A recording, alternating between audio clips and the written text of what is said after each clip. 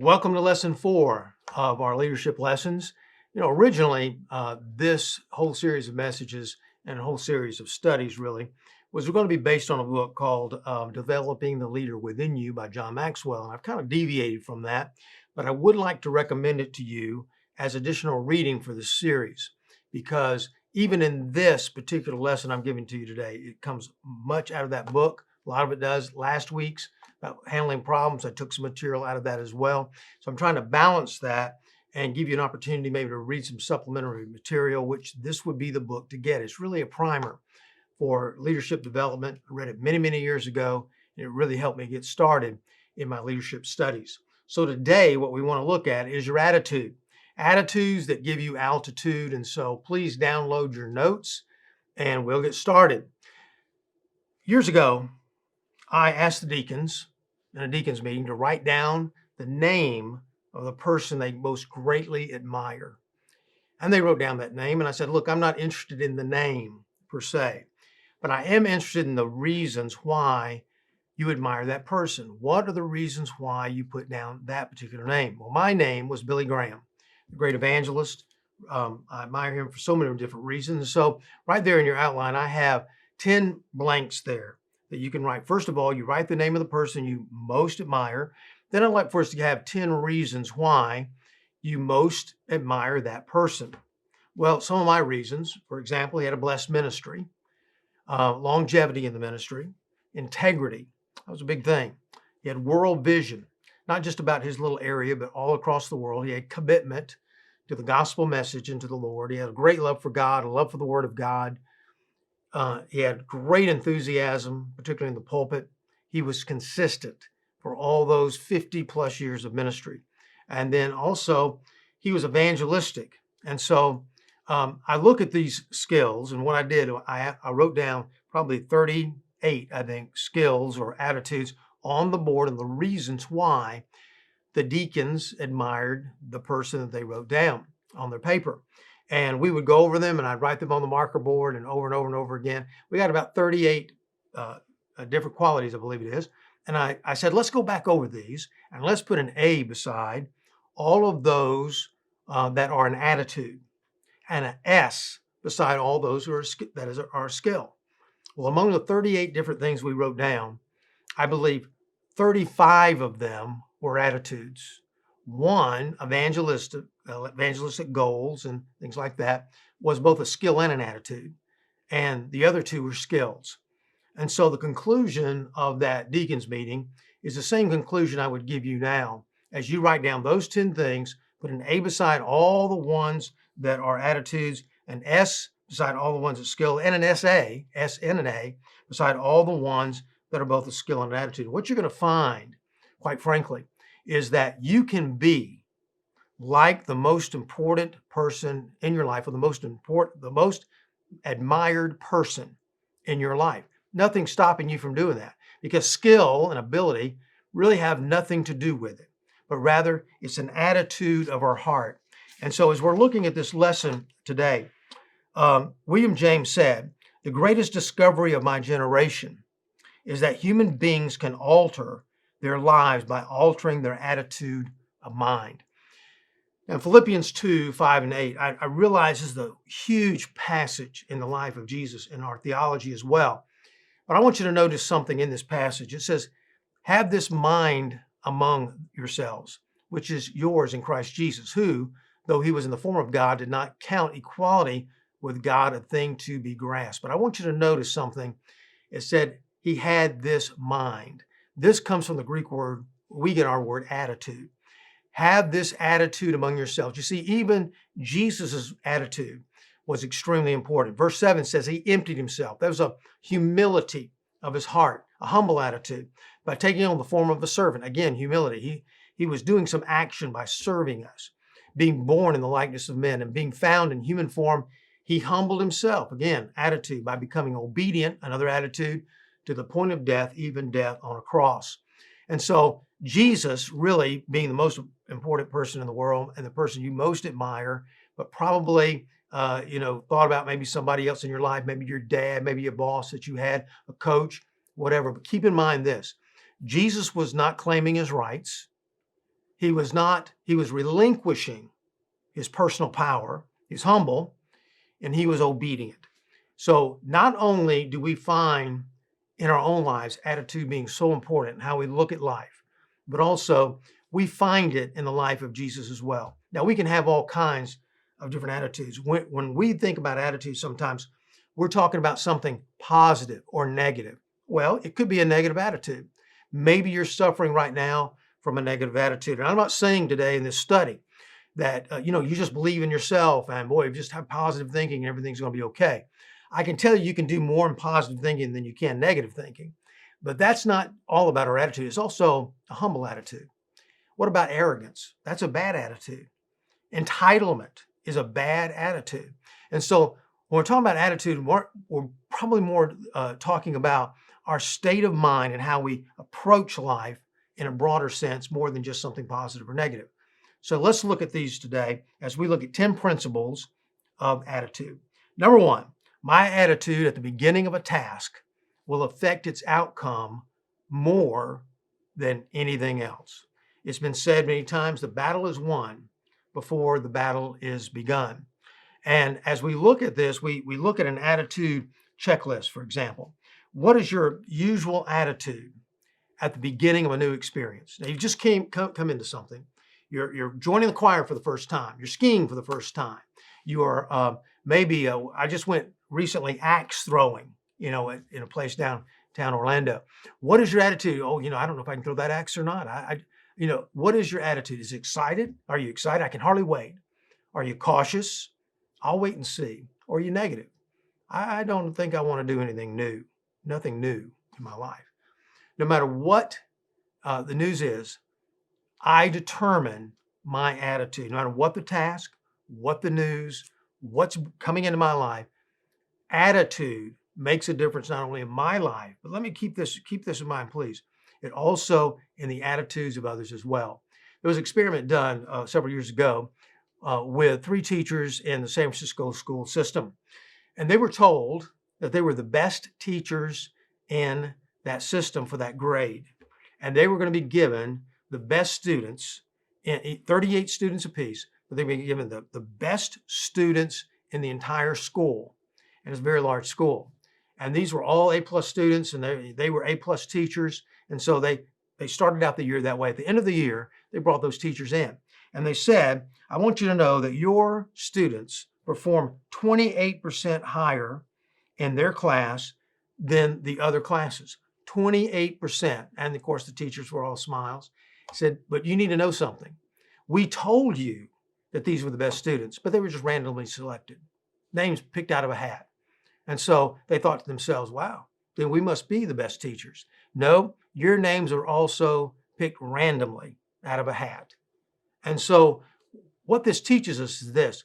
Not only did the teachers have a very positive attitude toward their students, but that attitude rubbed off on the students. And they became better students because of how they were treated.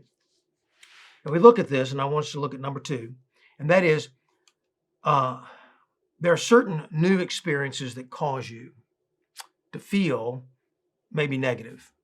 Why don't you identify them?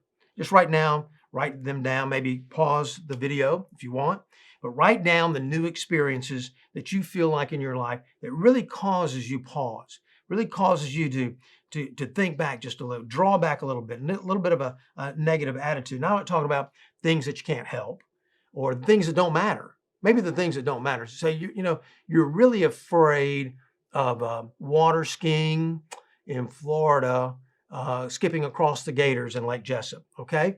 Well, you don't have to do that, so that's okay. But there's certain things in life that you have to do or that you really want to do. Have that first baby, that first grandchild coming along, moving to a new experience, taking on a new job. What is it about life that really causes you a pause? And then number 3, and I'm just really looking under number 3 under number 1, all right? Do these areas help determine my success with God, family, or job? Now, if so, if they do, if they make a difference, fix your mind on the facts and not just your feelings. In other words, what is the real truth of this situation? Not just how I feel about it emotionally, but what are the facts here And so I can attack this new venture in my life with truth and not just fantasy. And then fix your mind on the possibilities, not just on the problems. So often we can look at a problem and think to ourselves, well, there's no way I can solve that. There's just no way.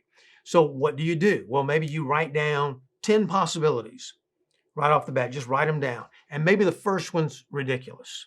And the second one is not so ridiculous. And you get down to number 7 or 8 or 9 or 10, and you think, these are real choices. These are real possibilities on how I can make this decision or solve this problem. So what about that? Again, the big number one here, we're looking at the first principle. My attitude at the beginning of a task will affect its outcome more than anything else. Number 2, my attitude towards others determines their attitude toward me. Now, we just said that your attitude is going to rub off on somebody else. But as your attitude rubs off on somebody else, it affects you as well. A person's success, it's been said, working is 13% product knowledge and 87% people knowledge, according to Stanford Research Institute. So these are the 4 R's of really healthy relationships. Number 1, you remember their name. If you want to have a good relationship, good attitude, them have a good attitude toward you, remember their name when you meet them. Then request some help. That's always helpful. Somebody goes in and maybe I visit someone in their home and I don't know them very well. And they say, can I get you a water, a Coke or something? Oh, yeah, please do. I don't turn them down because they will add value to my life if they give me a glass of water or a bottle of water or whatever they're going to give me, Coke. And now I'm not going to go in and say, by the way, I'm kind of thirsty. Do you mind something to drink? They say, well, we've got coffee. Well, I'll take an espresso. We're not talking about demanding anything or even asking for anything. But if you can request their help on something real small, or they can offer you that help, then you're going to want to do that. That's going to help the attitude they have toward you. Then you recognize their potential. Now, the 2 styles of management of people, really. Expectations first, and then inspection. You can go either way with what comes first. I think it's best to go with the expectation, set an atmosphere of possibilities in their life, what you feel like their potential really is. Then you can inspect them.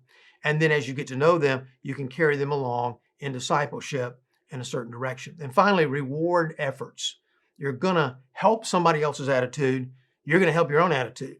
If you give them a task, they do the task, you coach them along, and finally you reward their efforts. So just a kind of a side note here.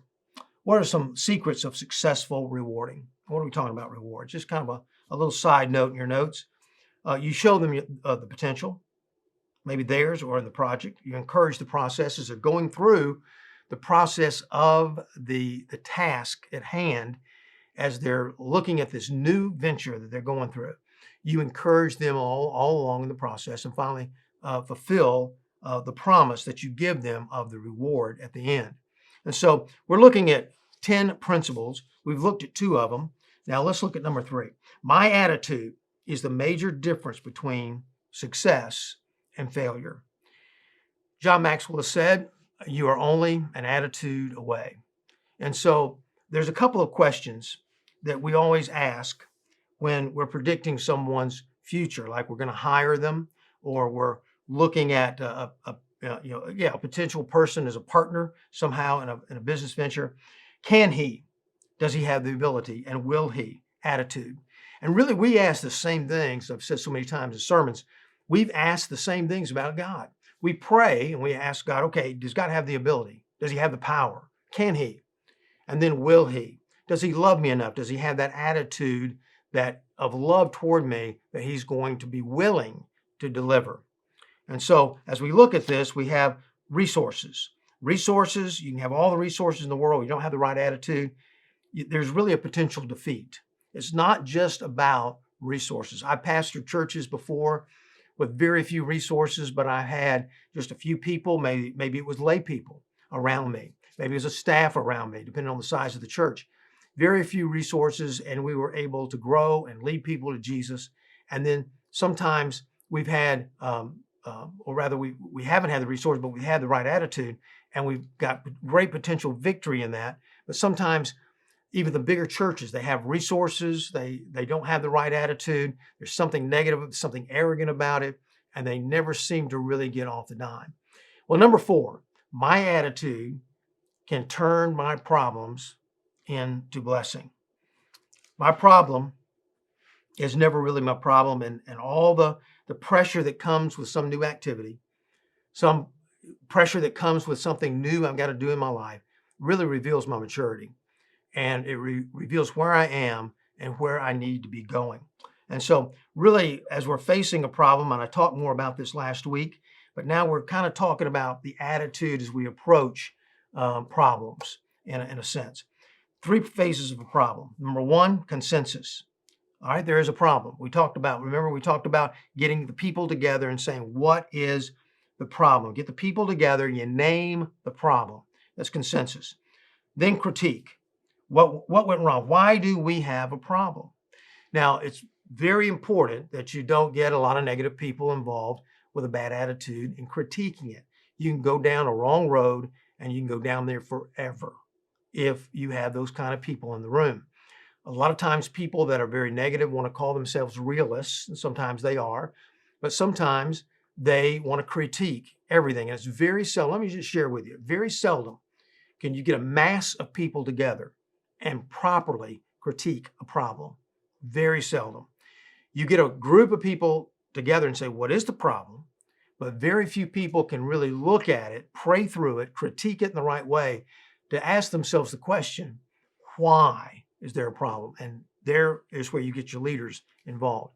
Number 3, you take a choice, and that is a choice of attitude as you step in. Are you, okay, we've got a problem. Here's why the problem. Okay, it's so-and-so. It's John over here. He's the reason why we have a problem. John's the problem. Let's get rid of John. That's passing the buck of blame. Or you can think about conquering the problem. Let's put together something that we can do, because we can do that. Let's put together the possibilities. Let's think outside the box a little bit. Let's really think through what we can do. And that's a positive attitude. Or you can just simply quit because it's just too much trouble. And so, as I said, my attitude can turn my problems into a blessing, even when it looks like they're unsolvable. Number 5, 5th principle, my attitude can give me an uncommon perspective in life. Bobby Kennedy said, I look at things as they can be and say, why not? It's like the old story of the shoe salesman. He goes to a third world country, and the first one the shoe company sends along, he says, hey, bring me home. There's no need to sell shoes here. Nobody wears shoes in this country. So they send another guy over for another assessment, and he says, bring me all the shoes you can spare. Everybody needs a pair of shoes here. Nobody's wearing them. Nobody has one. So it depends on really where you're going with it. My attitude can give me an uncommon perspective in life, change my perspective. Number 6, my attitude is my best friend or my worst enemy. Now, in a how to hire personnel, and many of you are involved in that. I'm involved in that myself as I hire staff here at the church. You're involved in that at your business as well. And how to hire personnel. And so one of the largest survey companies surveyed the executives, the top executives in the United States. And they said, what do you look for? The question was, what do you look for in an employee? And they said, well, about 5% of it is availability. And all these begin with A, so that's really good for us. Availability. Are they available? It really, if they're not available, hey, you can offer them something. Suddenly they might become available. And then also 5% adaptability. They want somebody to be able to change, but maybe they can work that into them a little bit. 10% ability. They can always teach them things that they don't know. 10% is appearance. And, it's important in some jobs more so than others. Behind the scenes, certainly appearance is not that important, but you can put a new suit of clothes on them, change the way they dress. But 70%, what they look for was attitude. The attitude of the potential employee. Remember, we said it's not just a matter of just having a negative attitude. It could be somebody coming along with an arrogant attitude. I know that when I was just sharing with Tommy, one of our staff members, just a little while ago. We had lunch together, and I said, when we were discussing students at his school, and I said, when we went to your school and we found you that time, we were looking for interns, and I was open to a pastoral intern. And I didn't really come up with a guy that I was really looking for at all. But I remember talking to this one guy, and I finally said, what are you looking for to go? And he said, well, I don't want an internship. I'm about to ready to graduate, and I don't want an internship. I want an assistant pastor position, paid position, full benefits. And I want that pastor to take time to teach me how to pastor. And I said, I shouldn't have said this, but I said, you're going to probably have a hard time finding that, because a lot of guys now are not just taking on assistant pastors for that. They're doing internships, but really they're taking on specialty people like an administrative education, or somebody to do the youth, or somebody to do the music. He says, I don't care. I'm just waiting for that. Now, he's probably, this has been 5 years. He's probably still waiting. Their arrogant attitude of saying, I'm entitled in some way. This is, and he was sharing with me how guys that were seniors in college, at his college, were looking to pastor a huge church right off the bat. And Tommy said, well, you probably have to start here and build your way up. And the guy said, no, I'm going to start up here. That's where I'm going. They're still looking. And so you can have not only just a negative attitude, you can have an arrogant or entitlement attitude, or you can be lazy, have a lazy attitude. Hey, whatever gets done, gets done. And so the attitudes run a great deal away. And there's a great span. Practicing psychologists list 5 rules for appraising men considered for executive promotion. 1 is ambition. Number 2, attitudes toward policy. Number 3, attitudes toward colleagues. Number 4, supervisory skills. And number 5, attitudes toward excessive demands on time and energy. Notice that among these 5, 3 of them have to do with attitude. Well, let's talk about another part of the attitude. Customers. You've been a customer before. You walk into a restaurant and you look at the food, or rather look at the time that you have to wait. You taste the food, you have the service. And so why do customers quit? Why would they go to a restaurant that they have enjoyed for a while and then just simply quit? I had an experience where my wife and I went to this one particular restaurant here in Oviedo, not in Oviedo, kind of outside near UCF, but we were going there probably once every, at least every 2 weeks. We knew some of the waiters and leaving, cards and everything like that. And somebody put something on my bill that okay, I did order, but he talked like it was free and he was going to charge it. And I didn't really want it. It's just like, okay, if it's free, maybe I'll taste it. Well, I had enough food where I didn't even want it. And so I said, well, there's something on my bill here. And the waiter told me it was free. And the way I was treated by the manager, I just simply called it quits. And, I just simply said, hey, it's okay. We'll work it out. No problem. But the way I was treated, Pam and I turned to one another and said, we like this food okay, but it's not something that can't be replaced. And man, the manager just sort of treated us like we were trying to pull something over on him or something. So we didn't go back. So what am I saying there? Okay, customers quit. Why? 1% die. You really can't help that, can you? They die. 3% move away. Well, you can't really help that either. 5%, other friendships. They make friendships with another store owner, and so they just sort of go over to them. Maybe you're getting your hair cut by someone, and you liked them just fine, but you had a relative that started cutting hair, and so you go to them. 9%, competitive reasons. In other words, maybe the price factor. 14%, product satisfaction. Was the food good? That's important when you go and eat anywhere. But 68% of customers quit because of an attitude of indifference toward them by an employee. That says something a lot about the church as well.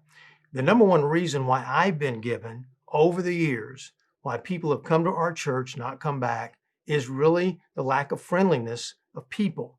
Now, I'm not saying we have an unfriendly church, because it's just the opposite. We very seldom miss someone. People are overwhelmingly said, oh, the reason I came back was because Boy, your people were friendly. They had such a good attitude. The people I was sitting beside were very helpful. The people that greeted me were very, very helpful, even the cart drivers. But we miss people sometimes. And when we miss those people, they have the negative attitude toward us and they try somewhere else. So the number one reason why people don't go back to churches is because of the attitude of how they were treated as well. And so let's move on. Number 7, my attitude, not my achievements, will bring me happiness. The thoughts in your mind are more important than the things in your life. You can have all kinds of things, but if you don't have a great attitude in life, you're never really going to be happy. Too many people have destination disease. If only I could live there, I'd be happy. Too hot in Florida, too many gators, too many snakes, too much this. Don't have a change of season. They go up in north. Oh man, it's just too cold up here. There's snow everywhere. If only I could live in Florida. And so they have a destination disease, someone sickness type of disease. If only I could know that person, I'd be happy. Or a backslider blues. If I could have, if I had not done that in my life, then I'd be happy. If I could just go back in time and change that, I'd be happy. And their attitude is what is bugging them. It's the one thing that's keeping them from being happy and being successful. Number 8, my attitude will change when I want it to change. We cannot tailor make the situations in our life, but we can tailor make the attitudes to fit them even before they arrive. For example, some of you have trouble. We'll just say, I don't want to pick on mothers-in-law, but we'll just say your mother-in-law. You have trouble with that, or even your mom. Let's just take that. You have trouble with your mom. Every time she visits, she says, well, this isn't cleaned right. This isn't done right. I'd raise my children this way. But you're going to get that. So be prepared for it. Have the right attitude about that. Instead of saying, oh, I dread this so much. Your mom's coming. Just prepare for it. Okay, so you need to understand the importance of your attitude. You see, it's not what happens to me, but what happens in me. And then we need to quit blaming others for our attitude. The blame game. If it weren't for you, I wouldn't have gotten angry. If it weren't for you, I'd have a more of a positive attitude. And so in your chart there, it's listed actually in the book as well, which comes first, the conditions of the choice. Well, obviously, if you look down at the bottom of the page, as age increases, you have more choices in life.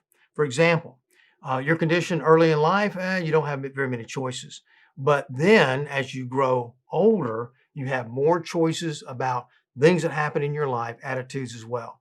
And so we need to develop a plan for improvement and change in our life. So number 9, my attitude needs continued adjustment. There's no such thing as a consistent, perfect attitude. And so what happens?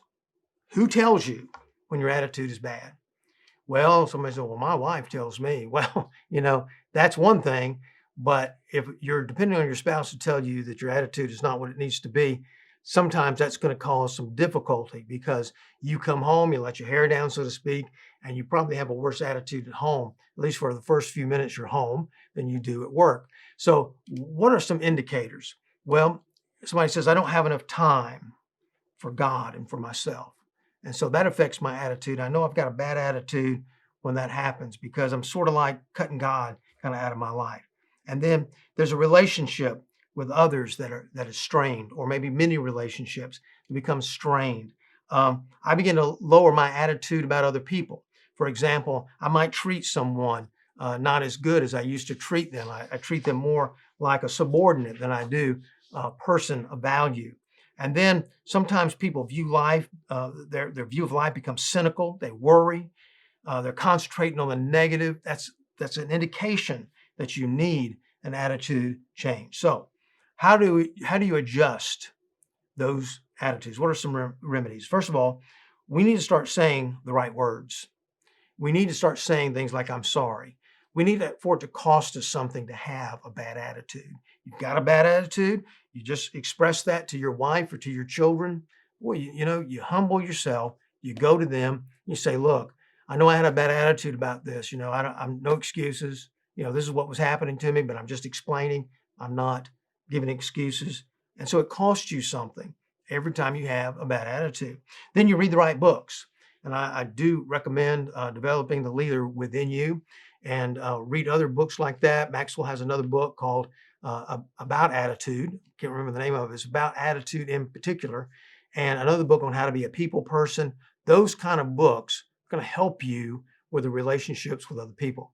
Then listen to the right lessons, sermons that are going to be encouraging, but also sermons that are going to challenge you. And on our website, we have probably all the messages I preached, for example, for the last couple of years. And so you can go on there, pick out a subject, pick out a book you want to study, go right through it. Listen to the right lessons, feed yourself, then see the right people. And what I mean by that, what we mean by that is just simply hang around people that have good attitudes. Attitudes are like colds. They're very contagious. It's like the COVID-19. It's more contagious than even that, even the virus.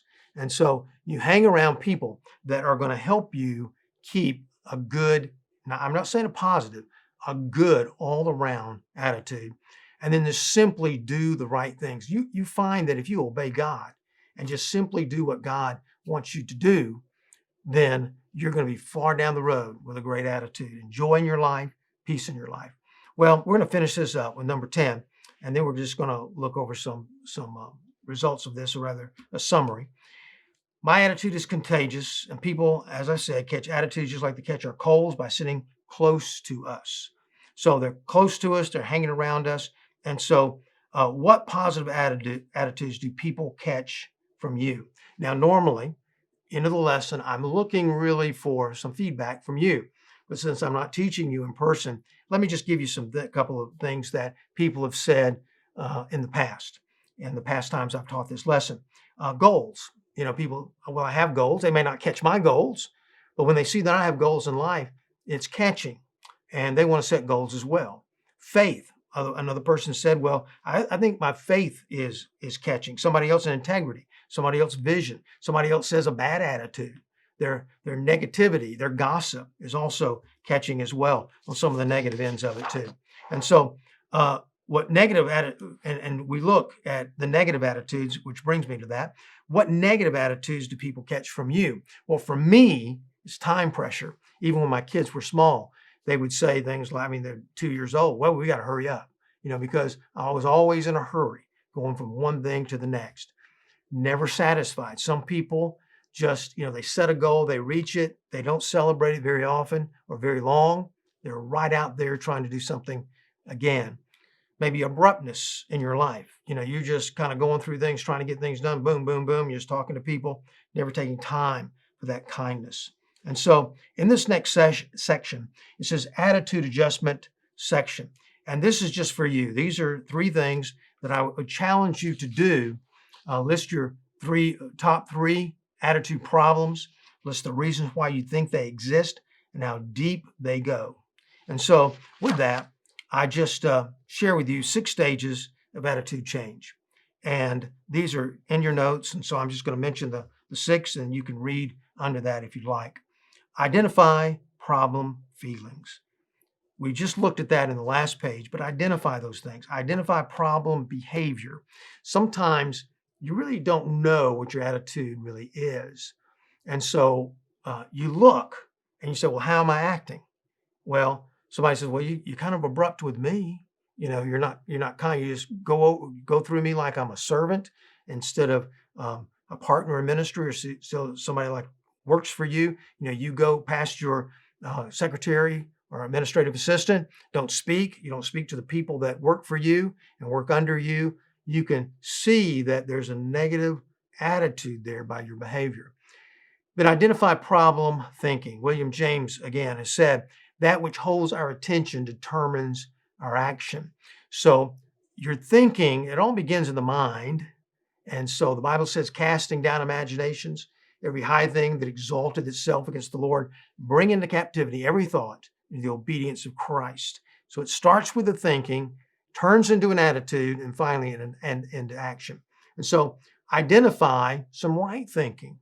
Let's just not look at the problems here. Look at some of the things, write down on paper some of the good attitudes you have and why you have them. And you're going to be able to change those negative attitudes or bad attitudes a little bit better. Make a public commitment to right thinking. Public commitment becomes a powerful commitment. Now, I'm not talking about pastors get up in the pulpit and say something.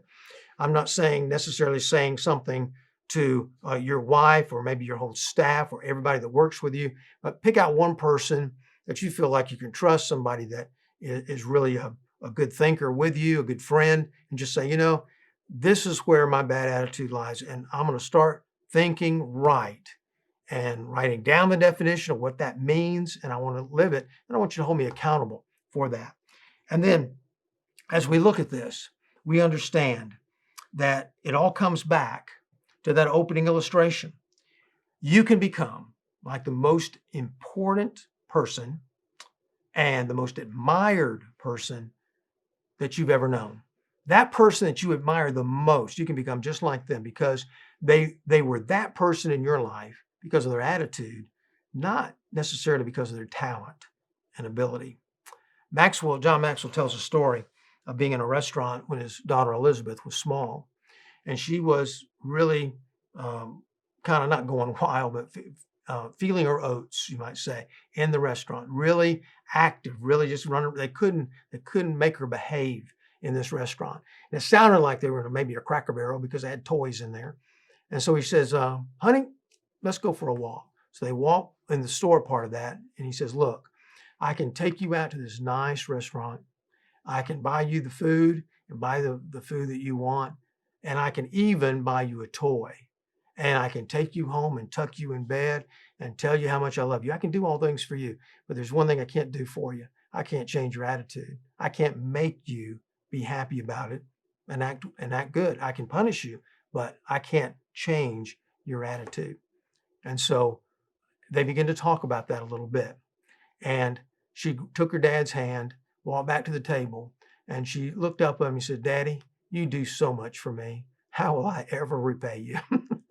And I just want to end with that story because you and I can be given all kinds of talent, all kinds of resources, but it's the attitude that really makes the difference. Next week, we'll be looking again at another vital leadership principle based on the book, Developing the Leader Within You. Join us then. God bless.